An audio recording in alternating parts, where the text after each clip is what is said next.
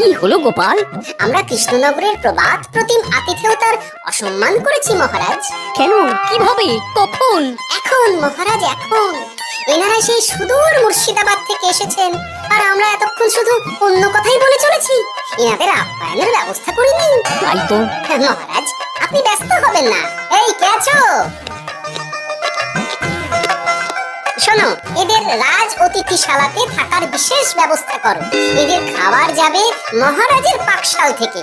এদের সব সুবিধে অসুবিধে দেখার জন্য দাস দাসী নিযুক্ত থাকবে। চলো চলো। আরে দাঁড়াও সর্দার। হ্যাঁ বলুন। তোমাদের তো আবার গোপালের কথা শোনা বারণ। আমার ব্যবস্থায় বোধহয় তোমরা থাকবে না। বাদ দিন তো, আসলে ভয় ছিল আপনার বুদ্ধিকে, আর ভয় নেই। কেমন আগু পিছু বিচার না করেই বলে ফেললেন এখানে কেউ হাঁচে না। বুঝে গেছি, আসলে গোপাল হলো গল্প। চলো চলো, ও বড্ড খিদে পেয়েছে। প্রহরী, এই সর্দারের দলের বাকি লোকগুলো এলে এদেরকেও অতিথিশালায় নিয়ে যাও। হ্যাঁ, আচ্ছা। দেখি গোপাল, এই রক্তচোষাগুলোর জন্য তুমি রাজনিবাস আর রাজভোগের ব্যবস্থা করে দিলে।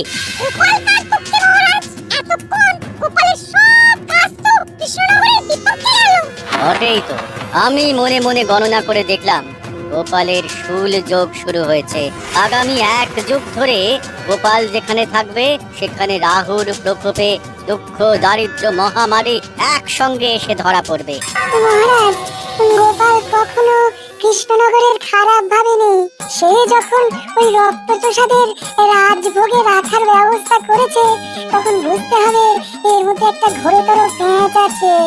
গোপালই তাহলে বলুক কি পেঁচ। মহারাজ, মানুষ বিলাসের সুযোগ পেলে কাজ ভুলে বিলাসেই ডুবে থাকে। কত সম্রাট মহাসম্রাট বিলাসিতায় ডুবে কত সাম্রাজ্য মহাসাম্রাজ্য ভেঙে টুকরো করেছে। এরা তো নবাবের পাঠানো কিছু মূর্খ বালক মাত্র মহারাজ। এদের রাজভোগে ডুবিয়ে দিলে হাঁচির কথা কি এদের মনে থাকবে?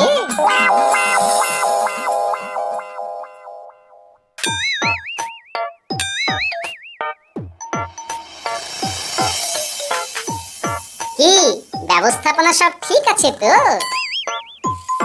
হ্যাঁ হ্যাঁ, খাসা ব্যবস্থা হয়েছে। আপনারা আমাদের অতিথি বলে কথা, আরাম করুন।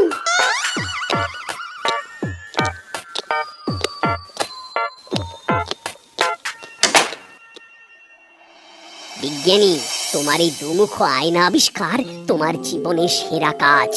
একদিক দিয়ে আয়না, অন্য দিক দিয়ে কাঁচ। কেউ জানতেই পারবে না যে তার উপর নজর রাখা হচ্ছে। অনবদ্য অনবদ্য। মহারাজের জয় হোক।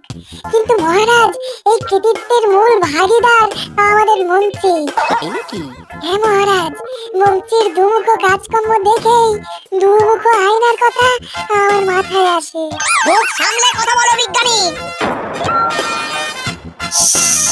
ওরা শুনতে পাচ্ছে। যা চেঁচালেন 20 ইঞ্চির দেওয়াল ভেদ করে ওদিকে চলে যাবে কথা। এই কে যেন কাকে মুখ সামলে কথা বলতে বললো? ওই বাইরে কেউ বলেছে। এই তোমরা সবাই শোনো, অতিথিদের যেন আদর যত্নের ত্রুটি না হয়। আমি আর যাই, কাল সকালে আসবো, কেমন? গোপালকে নিয়ে নবাব আর উজির যেমন ভয় দেখিয়ে দিয়েছিল, গোপাল কিন্তু সেরকম নয়। এই তোরা কি বলিস? না না না না না, গোপাল একটু ওই হাবা গোবা আছে দাদা। দেখো দেখি কেমন বুক পেতে দিয়েছে। এবার ওদেরই বুকে বসে ওদেরই দাড়ি ওপরাবো। গোপালের জবাব নেই, ঠিক সামলে দিল। মহারাজ, এই প্যাচটা আমার মাথাতেই এসেছিল, কিন্তু ওই যে নাকে মাছি ঢুকে গিয়ে সব বরবাদ হয়ে গেল। মহারাজ, এই পরিকল্পনা যদি মন্ত্রীর মাথাতে আগে এসে থাকে, তাহলে এদের মন্ত্রী আমার চেয়ে ভালো করে সামলাতে পারবেন মহারাজ। এই তো এই দায়িত্ব আমি নিলাম মহারাজ।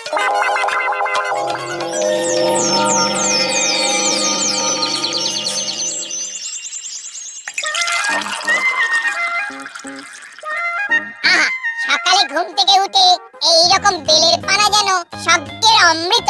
আছে আছে, আরো আছে। পানীয়, খাদ্য, আরাম, আয়েশ যত চাও তত পাবে। কি আপনি গোপাল কোথায়?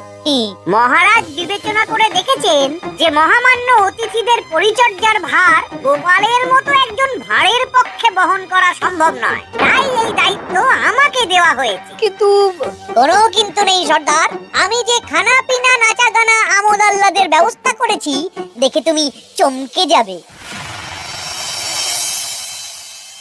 দেখা নয় বিজ্ঞানী, এবার শুধু কাজের সময়। কাল মন্ত্রীর উপর ওদের ভার ছেড়ে দিয়ে কৃষ্ণনগরে যে সর্বনাশটি করেছো, কোনো কাজ করে আর সেদিকে সামলানো যাবে না। হ্যাঁ, আহা, তোমার দেখছি মন্ত্রীর উপরে একটু আস্থা নেই। কি প্যাচ করছো বলো তো? প্যাচের কথা পরে হবে, তোমাকে যত তাড়াতাড়ি সম্ভব হাঁচির ওষুধ আবিষ্কার করতে হবে। হাঁচির ওষুধ? হ্যাঁ, হাঁচির ওষুধ। ওভাবে দেখছো কি বন্ধু? তোমাদের কাজের সব দায়িত্ব এখন আমার কাঁধে। তোমরা আমোদ করবে আর আমি কর আদায় করে তোমার হাতে এনে তুলে দেব। সর্দার, এর মধ্যে একটা চাল আছে মনে হচ্ছে। সে কি আর আমি বুঝিনি। এখন কি করবে? বিশ্বাস করে আদায় উসুলের ভার এর উপরে ছেড়ে দেবে? পাগল নাকি?